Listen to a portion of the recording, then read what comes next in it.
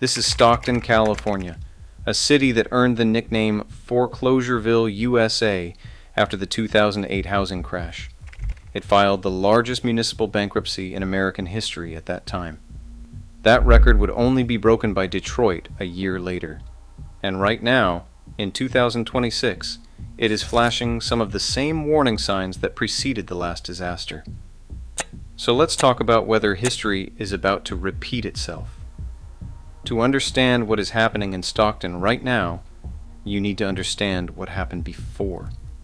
What happened before was absolutely catastrophic. It did not just get hit by the 2008 recession. It became the national poster child for everything that went wrong.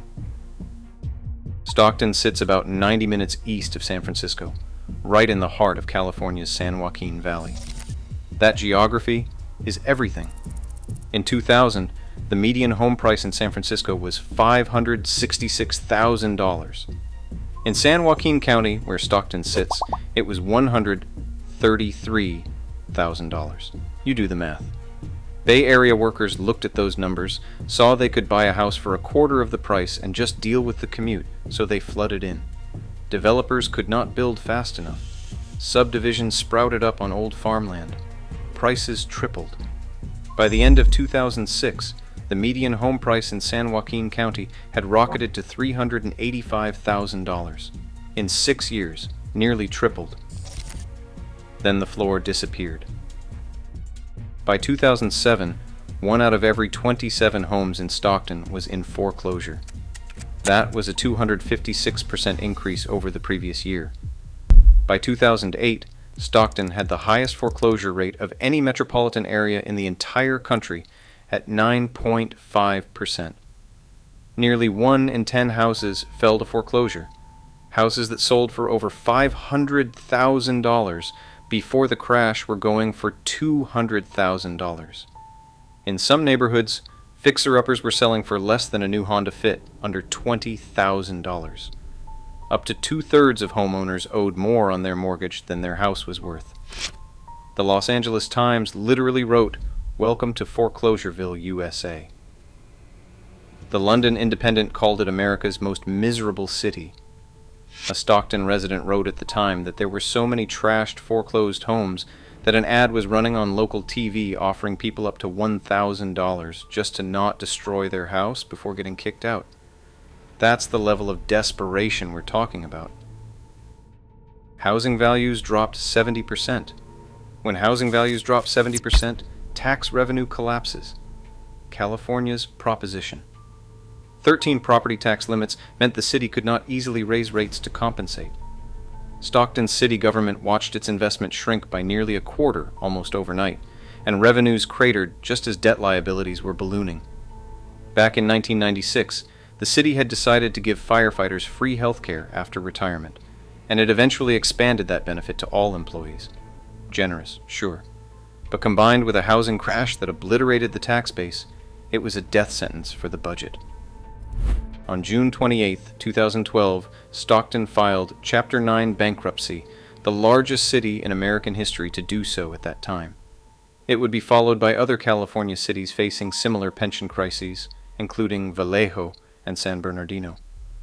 They were staring down over $2 billion in labor agreements and long-term debt, running a $26 million deficit, with unemployment at 15.9%.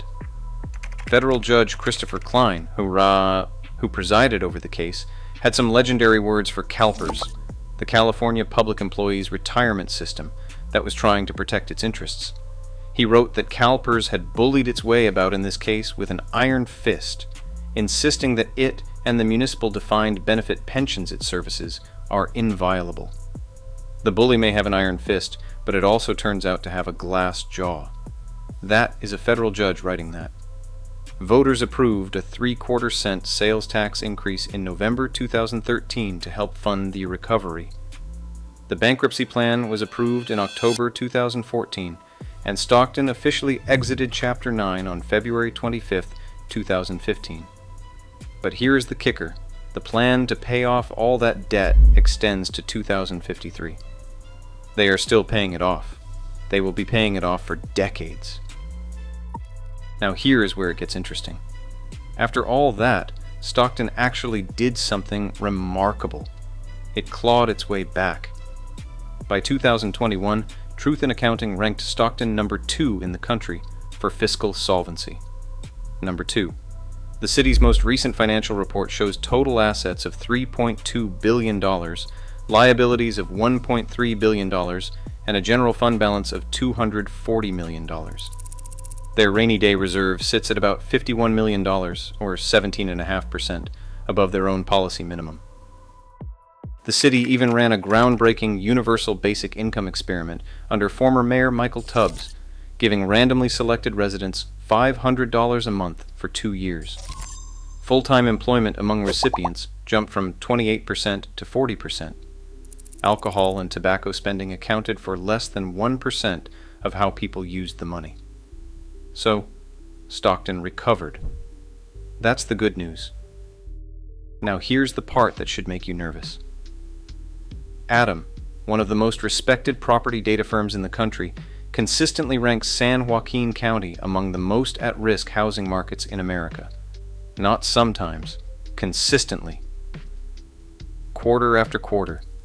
They measure foreclosure rates, underwater mortgages, affordability gaps, and unemployment, and Stockton keeps showing up on the danger list. CEO Rob Barber said that some regions consistently rank among the most vulnerable due to significant gaps in key market indicators. In February 2026, Stockton home prices dropped 4.6% compared to last year. The median price sits at $415,000. Only 125 homes sold that month, down from 152 the year before. Sales volume has been declining. Sellers are struggling to find buyers. Many are choosing not to list at all, which, ironically, keeps prices from falling further by reducing inventory. The unemployment rate in San Joaquin County was 6.8% in August 2025. The national average was 4.5%. That gap matters. The city recently had to cut its budget by $15.2 million. Unemployment remains a key risk signal. And here is a controversy that perfectly captures Stockton's ongoing tension between growth and fiscal responsibility. Since 2015, the city has waived over $94 million in public facility fees through its economic stimulus program. $94 million in waived fees while cutting the budget by $15 million. Vice Mayor Jason Lee said it plainly. It doesn't make sense that we waived this amount of money when we just had to cut the budget by $15.2 million. Then there are the pensions. Stockton still carries $390 million in unfunded pension liabilities. That number actually grew by about $28 million recently. The city's safety employee pension plan is only 65% funded. That's the same structural vulnerability that helped push them into bankruptcy the first time. And perhaps the most ominous parallel of all, the same dynamic that created the 2008 bubble is still in full effect. The median home in Stockton costs around $429,000. In the Bay Area, it is over $1.7 million. That's a $700,000 savings.